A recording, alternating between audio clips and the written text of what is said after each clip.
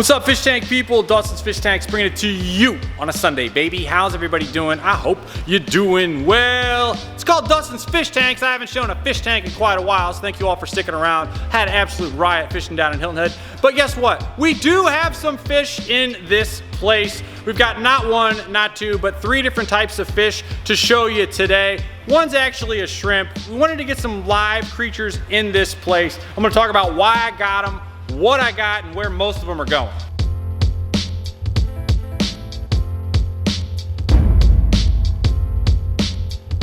Everything starts with what you liked at the age of 14 years old.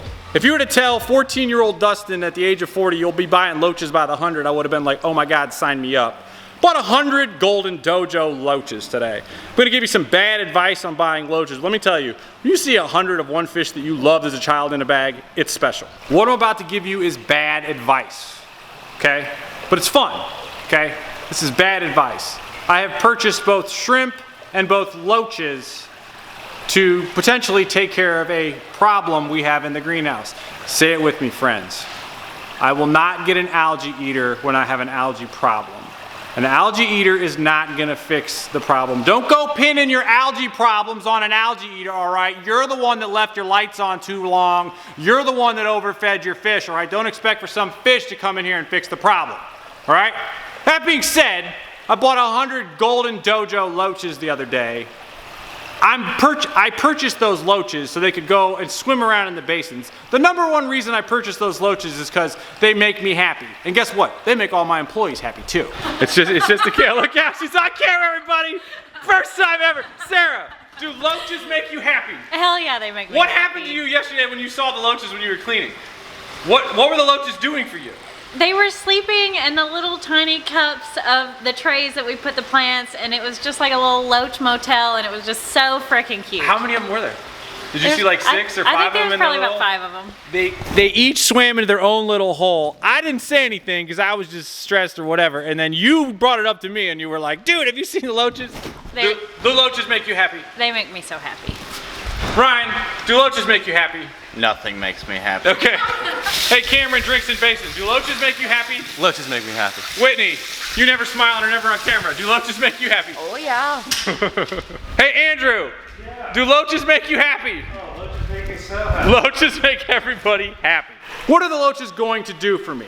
The loaches are gonna go in and they're gonna slurp up all of the snail eggs. Do our plants come without snails? No, absolutely our plants will have snails on them, just assume that. You are responsible for you put in your aquarium, so if you ever purchase plants from me or anywhere, you wanna make sure you remove anything that looks like a snail egg, dip them in 5 milliliters of bleach and a gallon of water, and you should be good to go. Nevertheless, I wanted to buy loaches. I wanted the loaches to eat the snails and the snail eggs to just kind of slow the process down, okay? Listen, you're not gonna get fish to fix a problem that you made, all right? Like, they might nibble at the algae. Loaches might definitely reduce the snail population in your tank. I bought them because they're a hell of a lot of fun. There's something special about letting loaches go. How many loaches are named Falcor after the Neverending Story? All of them. Every loach that's ever left is Falcor. We don't sell shrimp, we don't sell fish. We only do one thing, we do plants. But by golly, everybody here likes fish and they like shrimp, and I do as well. So I want to show how I acclimate shrimp. Everybody's got an opinion on this. This is how we do it.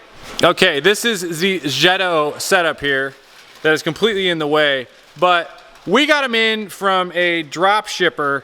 So they come in and they could be in horrible shape. So you're just gonna account that you're gonna lose some. This is how I found not to lose many, and that is with drip acclimation. I love it. It takes forever, but it's the best way to do it. We do not have a TDS meter or total dissolved solids meter on site to know if the water coming out of here, tap water in Lexington, is the same as the tap water, or excuse me, the water that these shrimp were put in. So what we're gonna do, since we don't know, if they were close, we'd acclimate differently and faster, because we don't know, and if you don't have a TDS meter, don't worry, this is how you do it. You simply take an airline, piece of airline, and you get it in a container like this, and you create a siphon, and then you make a little knot.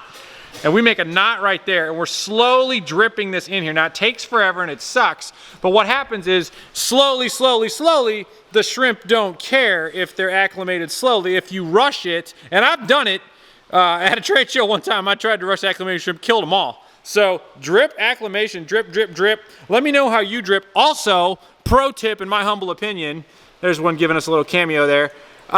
In my humble opinion, I always like to add something to the bag right away. Like as soon as I get something, I'm adding a big moss covered or algae covered moss or like some plant matter or hornwort or water wisteria or something, and they always seem to cling to it. So I don't know if they want the shelter, I don't know if they want the food, I don't know if it's both, but I always throw something in there right away. So that's how we acclimate shrimp. Gonna have a couple of pets around here.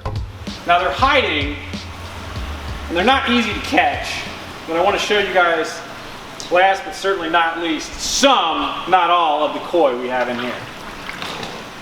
And they live in this giant sweet patch of vat. Oh, there went one. And then they see, did you catch There's it? two right here. Where are they? Oh, there went.